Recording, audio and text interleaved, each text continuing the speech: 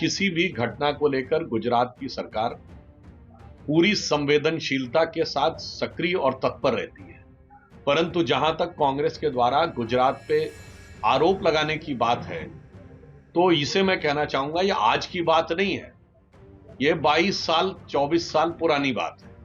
ये सदा सर्वदा से गुजरात के हर विषय को लेकर आक्षेप लगाने का ही कार्य करते रहे हैं और विगत 20 वर्षों में जब से 2001 से प्रधानमंत्री जी यहां मुख्यमंत्री बने थे, विकास के जो कीर्तिमान और प्रतिमान गुजरात ने स्थापित किए हैं, तो उन्हीं की सरकार के समय में अनेक विषयों पर गुजरात सर्वश्रेष्ठ रहता था। यहां तक कि शायद आप लोग भूल गए होंगे तो याद दिला दो, 2009 और 10 के बाद जब लगातार 20 सूत्री कार्यक्रम क्रियान्वयन में गुजरात नंबर 1 आया था, तो इनकी सरकार ने रैंकिंग निकालनी बंद कर दी थी।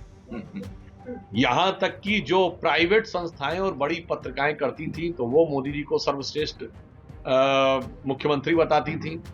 फिर मैं याद दिला दूं, लोग भूल गए होंगे, 2011 में यूएस कांग्रेशनल रिसर्च सर्विस ने भारत के भिन्न भिन्न राज्यों के गवर्नेंस मॉडल की समीक्षा की थी।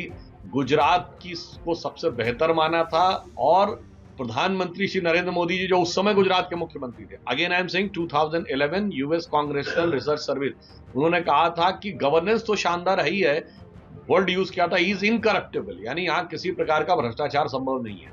तो मुझे लगता है गुजरात के मॉडल के बारे में और गुजरात की गवर्नेंस के बारे में हमारे मुख्यमंत्री भूपेंद्र भाई पटेल जी के नेतृत्व में पूरी संवेदनशीलता और सक्रियता के साथ काम हो रहा। हाँ, खड़गे जी को अपनी पार्टी के गवर्नेंस के बारे में विचार करना चाहिए, क्योंकि खड़गे जी अध्यक्ष हैं पर यात्रा तो उनके एक सांसद निकाल रहे हैं, जो आज की डेट में ना अध्यक्ष हैं, नेता प्रतिपक्ष है, ना महामंत्री है, ना उपाध्यक्ष है। और वो यात्रा जब से शुरू हुई है, तो मैं खड़गे जी के सुलभ संज्ञान में डालना चाहता हूं और उनका ध्यान आकर्षित करना चाहता हूं कि गुवाहाटी से राहुल गांधी जी की यात्रा शुरू हुई और चौपाटी में देवड़ा जी ने पार्टी छोड़ दी। वो पश्चिम बंगाल पहुंचे, दीदी ने मुंह मोड़ लिया। वो झारखंड पहुंचे, सरकार तो बच गई पर मुख्यमंत्री चला गया। वो बिहार पहुंचे तो इंडी गठबंधन के सूत्रधार नीतीश कुमार जी उन्हें मझधार में छोड़ के चले गए।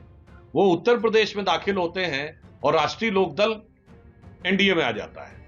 वो समाजवादी पार्टी के साथ सीटों का गठबंधन फाइनल करते हैं और अगले दिन उनके 7 विधायक क्रॉस वोटिंग कर देते हैं। और अभी तो हिमाचल से दूर ही थे, वहां पे जो हाहाकार हो रहा है, इसलिए मैं खड़गे जी से कहूंगा, आसे तो हिमाचल कम से कम अपनी पार्टी की गवर्नेंस पर ध्यान दें। उसके बाद जैसे हिंदी में कहावत होती है ना, पर उपदेश कुशल बहुत हेरे, तो उससे बचने का प्रयास करें।